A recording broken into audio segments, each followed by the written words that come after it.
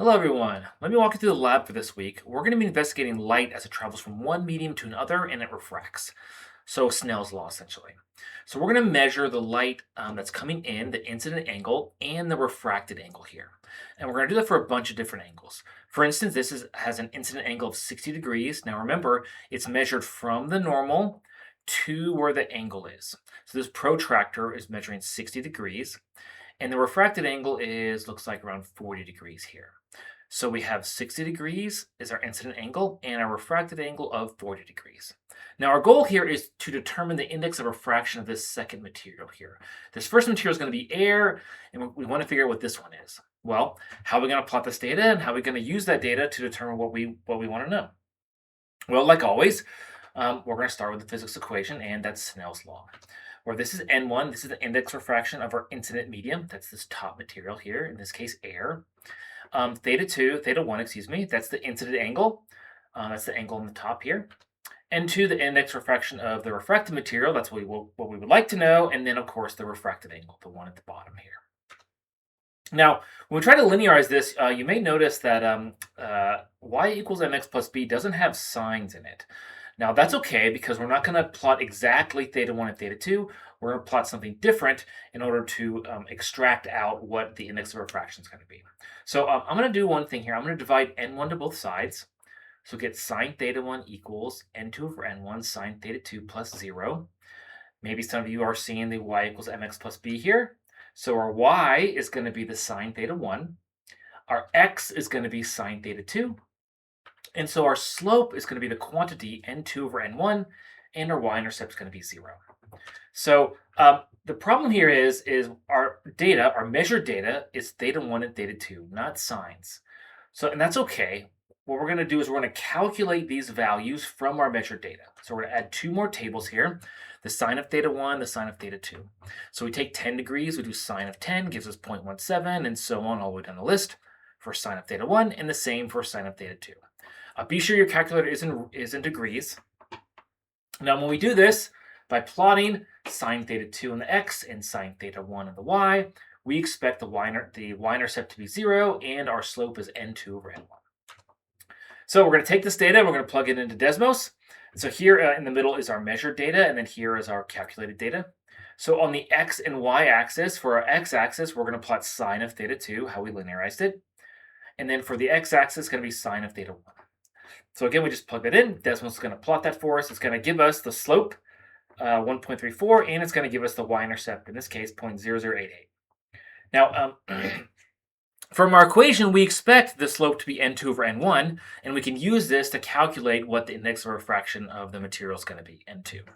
So we know that our slope, m, which is our 1.34 value, equals n2 over n1. Now, for air, n1 is just 1. So I can go ahead and multiply n1 to both sides, and I get n2 equals n1 times m, which is 1 times 1.34. So our index of refraction of the other material is 1.34. Similarly, our y-intercept, we expect it to be 0. It's not, and that's okay, because we're using that protractor to kind of measure what the refracted angle is going to be.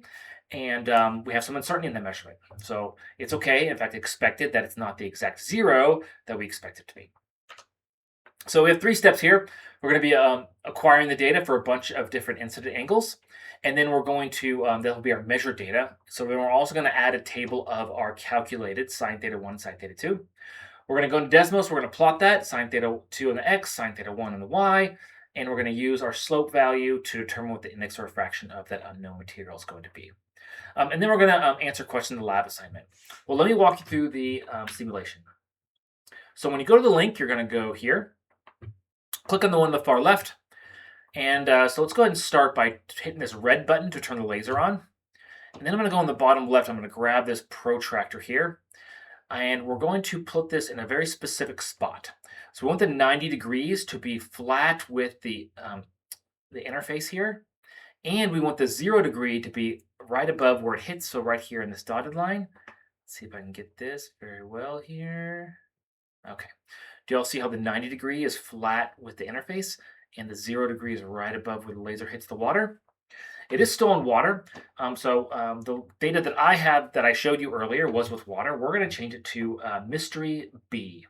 So we're going to try to calculate what the index of refraction is for this mystery liquid here. So we can grab this gray part over here, not the red part, I'll turn off and on, to drag it to different angles. So the first angle is going to be over here to 10 degrees. And then we see down here that this looks to be about 7 degrees or so. And so we're going to put that in the table here. Now, I added an extra table here because this one's a little more steps.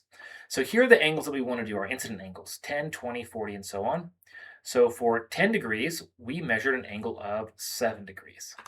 And so then when we go to 20, and then here I'll show you we'll go down to 30. And then what does this look like? 10, 21 or so. And so we're going to input all of that data here into this table. Now, once this is all filled up, we're going to plot them down here, okay? But we're going to be plotting the sine of these angles. So for the x-axis, again, the x is the sine of theta 2. So they're in different columns, okay? So this is in column 2, this is in column 1, so this will be sine of theta 2. So for 7, I'm going to grab my calculator, and I'm going to type out the sine of 7. Gives me 0.12, so 0.12.